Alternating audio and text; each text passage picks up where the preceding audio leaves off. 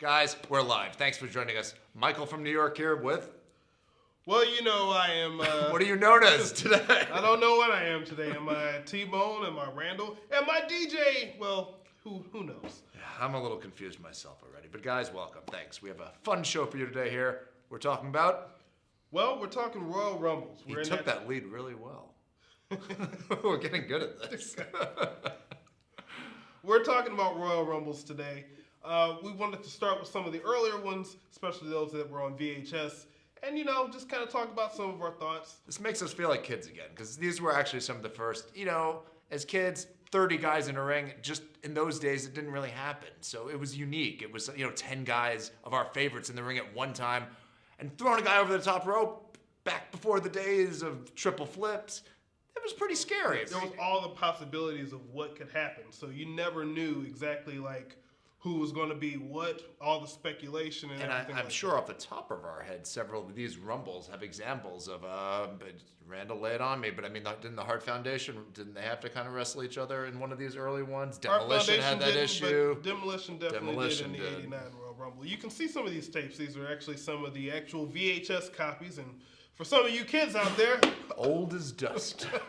I have fond memories of going to my local Blockbuster, and for those of you in St. Louis out there, going to Uncle Leonard's to go get my videos, that we would watch. How much did Uncle Leonard's pay you for that one? Uncle Leonard's is no more. Randall, we're dying. Say something. All right, yeah. If for those of you who grew up in St. Louis, you know about Uncle Leonard's. It was probably one of the best video places. Actually, some of these tapes came from Uncle Leonard's. They actually sold them to me. I'm seeing tears on the two people that pertains to out there in TV land. Oh, and you can Good direct stuff, the guys. comments to Mike from New York. All right. Where do you want to begin here? Okay, so Mike, what was the first Royal Rumble that you saw? I want to say live.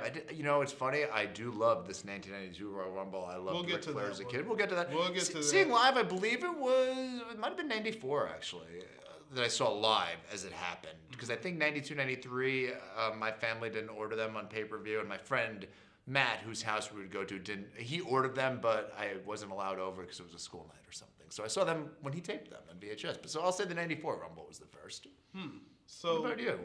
Do you actually remember these in real time? As far as live, I didn't see any of them live because we didn't order pay-per-views until 92, and we didn't get the Rumble to begin with. But if you want to be technical, I think the statute of limitations is passed because, back in the day when we used to watch pay-per-views, there used to be the channel that the pay-per-view would actually come on. And if you didn't order the pay-per-view, it would basically be, blocked out, blurred out, or whatever. But I didn't know we'd get into Randall's criminal activities again. Trying to see through the lines and bang the box and the antenna. Oh, I see someone on there. Well, anyway, it depending on what room I was in the house, like one of the TVs, you could see it be in gray, black and white, a little bit harder, but you could hear it as well. Sure. In my grandparents' room, it was almost perfect quality. It was almost like watching a bad VHS, where it had been dubbed over and over.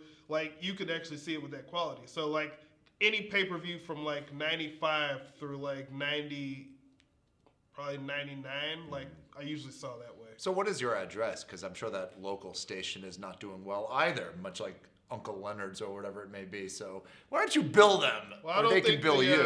I don't think the fine folks at Continental Cable in St. Louis exist anymore. They've probably been merged into several different companies at this point. But needless, the first Rumble that I can remember watching live in that way. It took 5 answers to get the answer to this question. 5 minutes to get the answer to this question. It was the 95 Rumble. 95. I did order that one. But again, even if I didn't see it live, what was the first Rumble that you actually saw? Well, I did see the 92 Rumble because my friend gave me a copy of the tape. I just remember he said Flair had won, which I didn't think was possible. And I just remember it was in the Knickerbocker Arena in Albany, New York. And Gorilla and Bobby led the way. And I just remember loving the show. I really did as a Ric Flair fan. I think that was the first physical one I saw, and I know all these other ones I did see renting them at Blockbuster later on. Yeah, see, I remember actually seeing, the first one that I would have seen would have been the 91 Rumble. because we were renting tapes from Blockbuster, and that was already there. See, this one I remember was hard to find, the 91. I remember 88, 89, 90, 91, because just 91, a lot of 91. I actually really love The Ultimate Warrior, but 90, 91 was a lot of him being featured on top, and it was hard to find this 91 Rumble in my store. See, for me, it was the opposite, because I was able to find this one. The 91, I didn't find until like... So that's where all the copies were. They were in St. Louis. Well, the 1990 Rumble was actually one that I was able to find later. First time I saw the 89 Rumble, I was in Mississippi on a vacation. But on vacation in Mississippi? What's there to do? Let's watch television. Let's go rent the tapes.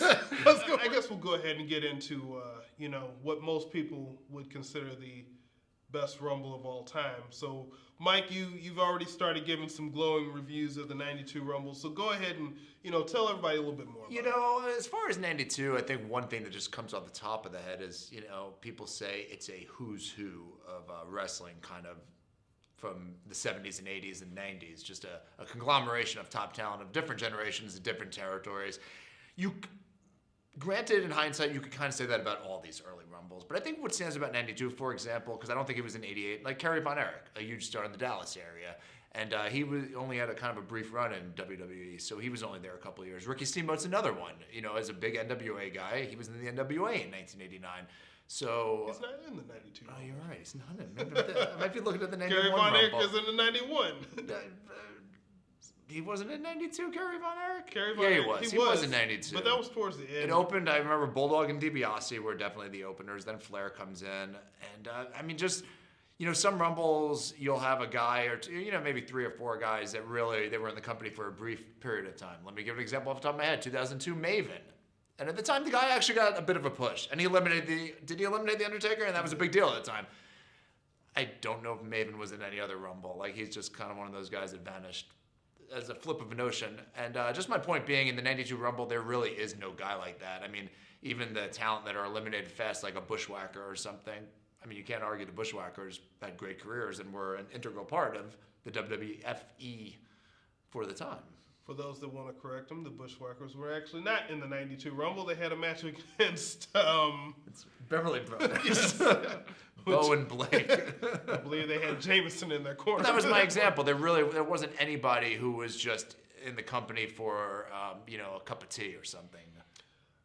Let's look at Hercules and Paul that's the Roma. 91 Rumble. Okay. This is the 92, but they actually... Hercules still on this one to validate my point. Well, look. Yeah, nobody.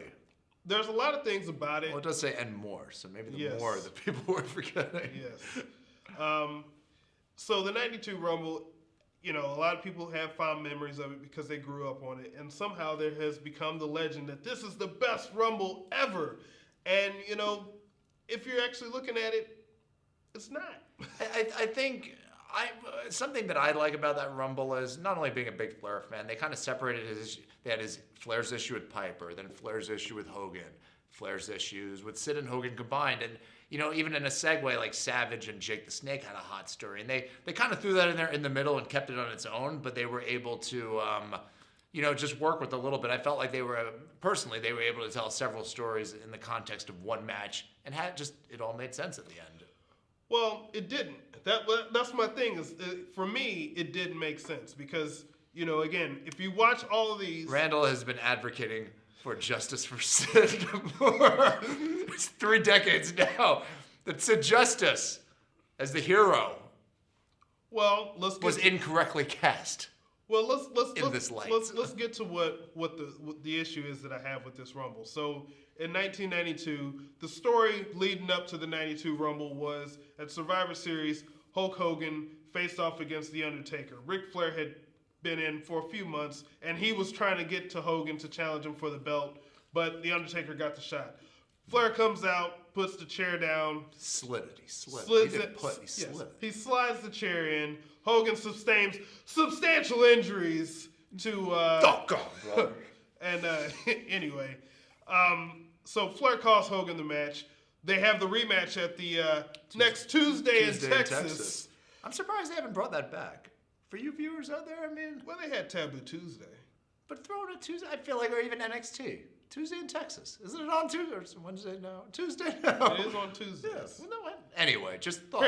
Apparently at the Bring time, back Tuesday in Texas. Apparently at the time there was a lot of people who were upset with the WWE for having this pay-per-view when you only had 4 at the time, and then we're basically going to do a part 2 of this pay-per-view for a few more dollars.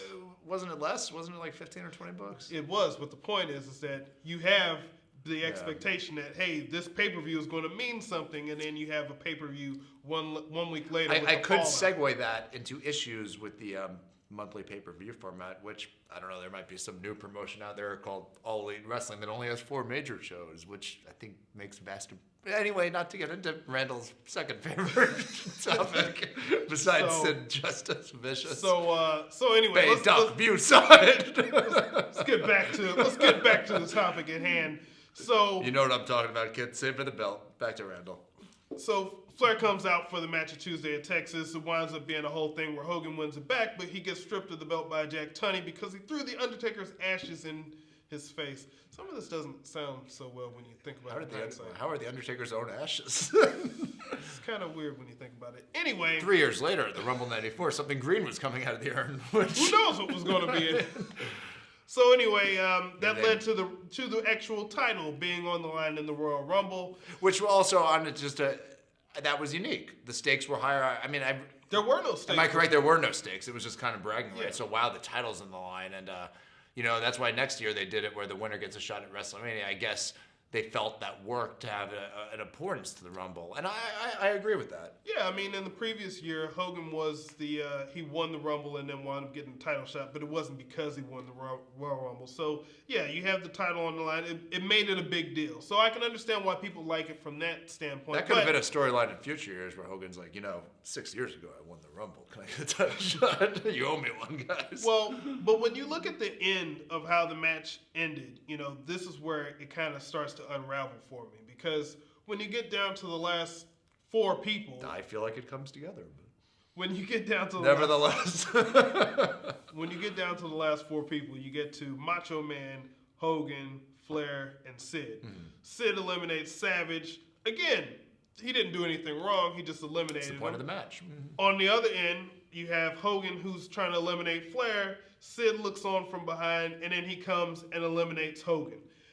Hogan is not a fan of this, and he's like, hey, what are you doing? You're costing me my title. But you're in a match where there's every man for himself. Yeah. And Flair is the one who cost Hogan the title to begin with. So then, he grabs Sid's hand, basically holds him, and then Flair comes from behind and eliminates Sid, and he wins the title. It's like, why is that a satisfying ending to this match where nobody comes out as a good person? Well, I mean, I think in the end, though, Flair's a heel. He used a heelish way to win the match. Putting more heat on Ric Flair for his eventual challenger. Who helped him to win it? That other guy. Now, for context, Sid had not been positioned as a heel at all this entire time when he came in. He comes in as really in between being the referee. What did he do? Well, he got hurt. What did he do in the fall of '91? Well, he came in as the referee. I don't remember one Sid match on. He had a few. How many matches did he have? Well, what happened was he came in. He helps out. Well, he doesn't help. He's the referee for the match at SummerSlam. Yeah. He helps Savage and Elizabeth when they have the reception. Wedding. Yeah. Because of the snake, for those who may. But what about September, October, November, December? What was he doing? He was having. Did he get injured at the reception? Again, it's not like there's pay-per-views in between this, and they didn't have any Saturday Night's Main Events in between this too. So it was just Superstars. I don't even remember him in matches on Superstars. He had some matches on Superstars, but then he got hurt against some of the guys we see on Ham and Eggers. He was actually, again, going back to the wedding reception. He helped out Savage and Elizabeth, so he was actually kind of feuding with Jake, more like on the house shows most likely. Yeah. Which is why Sid was supposed to be in that match that Savage was going to be in. When Sid got hurt, yes, they put Savage into the match, or were going to. That was the speculation, and then everything happened with the snake that kind of threw all that off. But the point is that Sid had not been a heel, so why are we supposed to hate Sid for eliminating Hogan? And on top of that, if you go to the 89 and 90 Rumbles, in 89, Savage and Hogan were the Mega Powers. Mm-hmm. Hogan eliminated Savage. Savage got upset at Hogan for eliminating him. But Savage was about to turn heel not too much longer after this. In 1990, Hogan and the Warrior were allies. They weren't friends, they weren't enemies, but they were allies. And then Hogan eliminated the Warrior in 1990. 1991, his friend Tugboat, who came to his rescue after he had been hurt by earthquake, he's his friend. Hogan eliminates Tugboat in 91. 92, Hogan gets eliminated by Sid. Well, I see what you're saying, and I'll make an analogy. Like Aaron Rodgers was just ousted from the playoffs, and he's near the end of his career. My point being, 92. How many Rumbles does Hogan have left? He's going to take it a little harder than he's going to take some of the other, what he might have done to others prior. I just don't see how he comes out being and I don't know if you recall this or not, but what happened on the pay-per-view is not what they showed on TV the following weeks, because the reaction that Hogan got was exactly what I said. Why are we supposed to cheer for you doing this to a guy who's been nothing but a good guy this entire time? Hogan got booed at that Rumble. They changed the audio on Superstars to make it sound like they were booing Sid. Yes. So yeah, I mean, it just goes back to... I understand on Hogan's end what you're saying there, yes. I think that Rumble established more Flair as a cowardly heel, got cheers for Sid going forward. How was he cowardly? Flair? Yeah, I mean... Well, Flair was sneaking out and killing time and all sorts of stuff. He wasn't out that long. He came in at number 3. There was plenty of times I remember he gives a high five to Haku and then starts chopping him to turn on them. So Flair's kind of being heelish the whole match, so... But Haku's a heel. He went after everybody. He had it with the Barbarian. He had it with Shawn Michaels. He had it with Haku. All those are heels. So you're saying Flair should have been cheered into the match? Is what I'm saying, what are we doing here? Why would Flair come in at number 3 and then show everybody he really is this great world champion? Like, why are we supposed to hate Ric Flair? And I'll just, if you want to put your number on the screen for everybody, Vince, if you're out there watching this and you were dealing with all these egos we're talking about, all right, guys, I gotta make everybody happy. Hulk, this is what you're doing. Rick, you're winning. Sid, you're doing this. Anyone else got something to say? I mean, those are the main things that I have. And the undercard of that Rumble wasn't exactly... we don't need to go to the new Foundation or Orient Express. That was... Yeah, I mean, they had the Piper and the Mountie. Which is kind of memorable. It's kind of weird. I'm a Mountie fan. He was only a character for about a year, but people remember his feuds, the shock stick and all that stuff. We thank you for being here, running low on time. We hope you enjoyed this trip down memory lane right here. 28 minutes talking about Royal Rumbles. Who could have thought that would have happened? And if you're thirsty for more, subscribe. All right. Thanks, everybody. Thank you.